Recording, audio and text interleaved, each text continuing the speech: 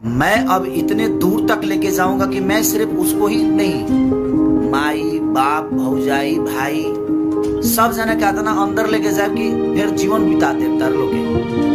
अगर हम अपने आप को बनाने के लिए दिनों रात अपने शरीर से लेकर अपने दिमाग से लेकर अपने परिवार।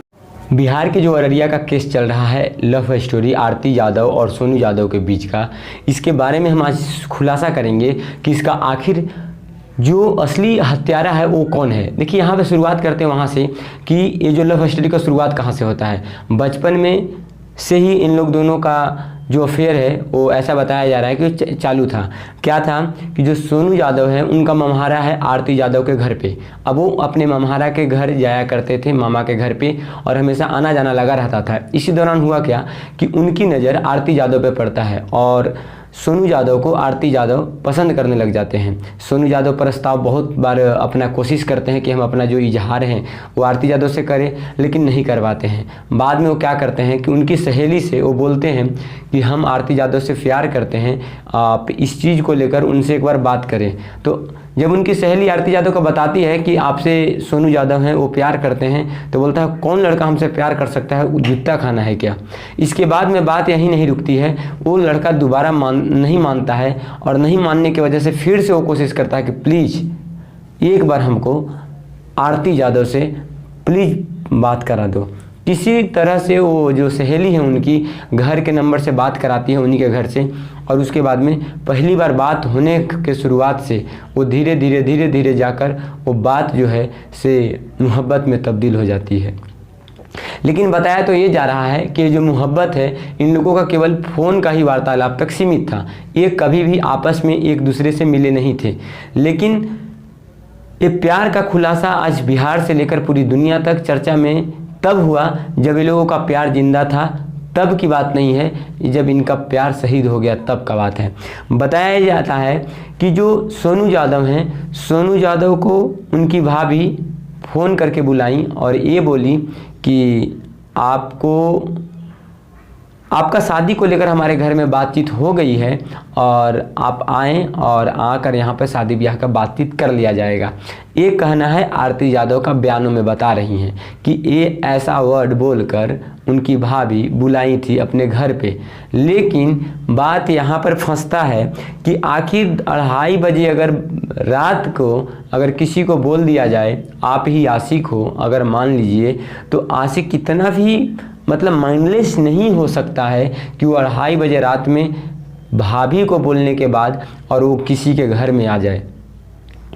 जैसे ही वो घर में आते हैं, घर में आने के बाद में उनको मारना पीटना शुरुआत कर दिया जाता है। लेकिन इसी बीच में एक बात है, समझिए, आरती यादव का कहना है कि मैं उस टाइम में बाथरूम गई थी। 2:30 बजे रात में वो संजोग से बाथरूम में गई थी और वो संजोग से 2:30 बजे रात में ही आते हैं। आने के बाद जैसे ही सोनू यादव मिलते हैं, उनसे पूछती हैं कि आपको यहाँ कौन बुलाया। बोलते हैं कि आपको भाभी बुलाई हैं शादी ब्याह को बात को लेकर। फिर उसके बाद में उनको कमरे में एक बंद कर दिया जाता है और उनको मारना पीटना, जो मतलब हर तरह का दंड होता है वो देना शुरू कर दिया जाता है। आरती यादव चिल्लाती रहती हैं और फिर बहुत चिल्लाने के बाद भी उनका बात को इग्नोर किया जाता है। तो सोनू यादव के जो मामा हैं उनका घर बाजू में ही पड़ता है। तो आरती यादव जाती हैं और जाने के बाद में वो अपने मामा के घर पर दरवाज़ा ठुकठुकाती हैं और बताती हैं कि ऐसा ऐसा बात है। मामा उनका कहते हैं कि ऐसे ही डरा धमका रहे होंगे। अब एक चीज़ यहाँ पे सोचिए कि कोई 2:30 बजे रात में कोई डरा धमका रहा हो किसी के घर में बंद कर और उसके मामा अपने भांजे से मिलने के लिए नहीं आए, ये भी एक सोचने वाली बात है। और एक ऐसा आशिक जो 2:30 बजे रात में अगर मिला तो वो जल्दी से ये भी बोल सकता है कि आप यहाँ से जल्दी भाग जाओ। ये साजिश है। दूसरी चीज़, आरती यादव के पास मोबाइल भी था। जब तक वो मामा के घर पे गई थी, वहाँ से या तो सोनू यादव के घर पे कॉल कर सकती थी, या तो पुलिस को फ़ोन कर सकती थी, या तो पूरे गांव में ढिंढोरा पीट सकती थी। लेकिन ऐसा कुछ उन्होंने किया ही नहीं। अब यहाँ बात वहीं नहीं ख़त्म होता है। उनको पीट पाट कर पूरा एकदम सुबह तक का समय हो जाता है। बाद में आरती का मोबाइल छीन लिया जाता है और छीनने के दौरान में उनको एक दूसरे कमरे में बंद कर दिया जाता है और उनके पिताजी को किसी तरह से कॉल कर दी जाती है आरती यादव।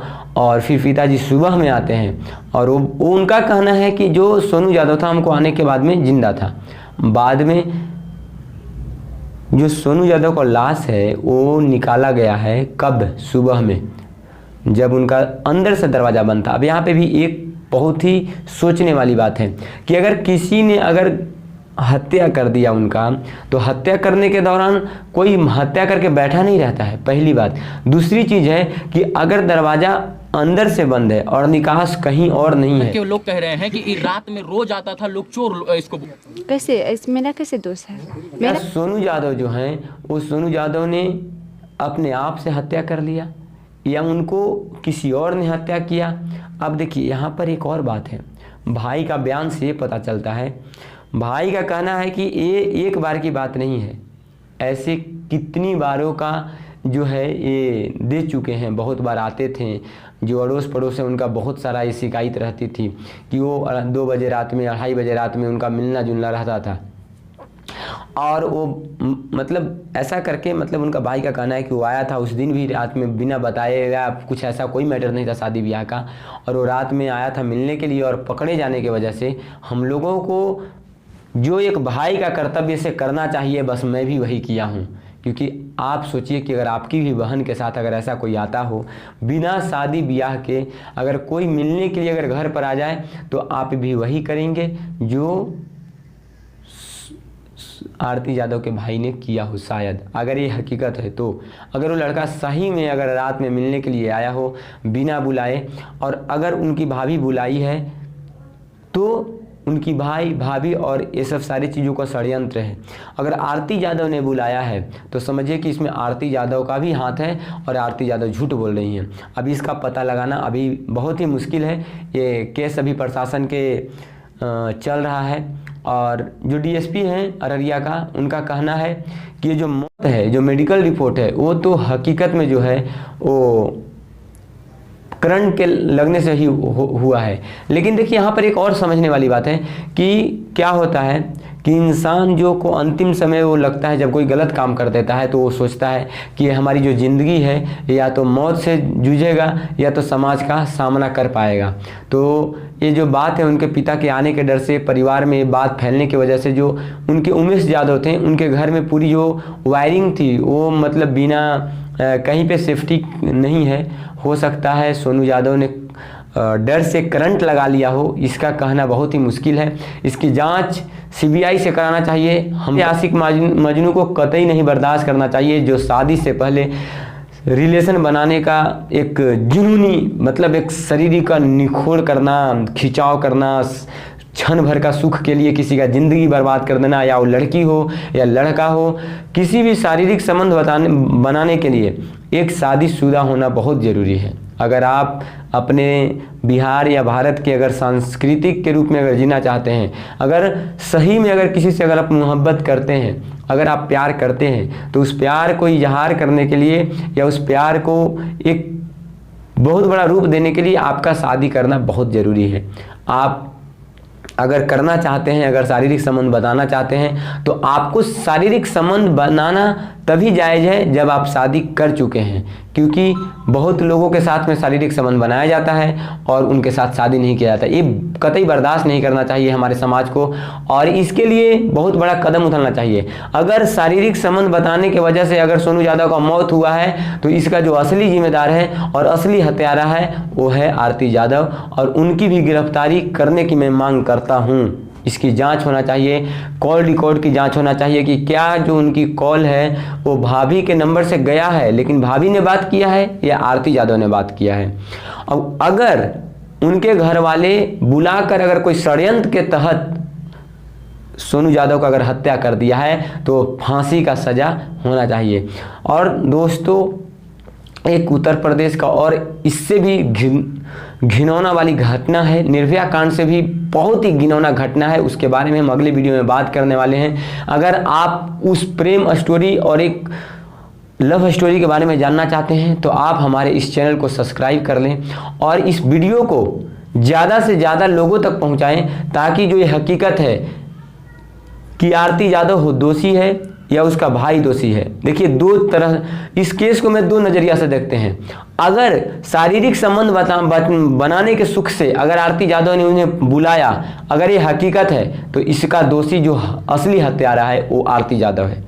और अगर अपनी इज्जत और अपनी बहन का असमंजस बचाने के लिए उसका भाई ने अगर उस पर हाथ उठाया और उस डर के वजह से अगर सोनू यादव ने अपना हत्या खुद ही कर लिया है, मारपीट किया है, ये तो चीज़ एक्सेप्ट कर रहे हो लोग, लेकिन उन्होंने मारा नहीं है क्योंकि उनका दरवाज़ा बंद था और जब लाश निकली है वो बंद दरवाज़ा से। अब सोचिए कि हम इस दरवाजे में हैं, अब इससे बाहर हम तभी निकल सकते हैं जब दरवाज़ा खुला रहेगा, और इस दरवाज़ा का अंदर का जो लॉक है ये हमारे अंदर में है, तो हम ही लॉक कर सकते हैं। कोई बाहर का आदमी लॉक करके, कोई जादू तो नहीं है जो यहाँ से उड़ जाएगा। तो इस चीज़ों को समझने वाली बात है। अब ये प्रशासन इसको किस मोड़ से देखती है, बाकी हम देखते हैं आगे क्या होता है। अपडेट हम आपको इसको लेकर देते रहेंगे।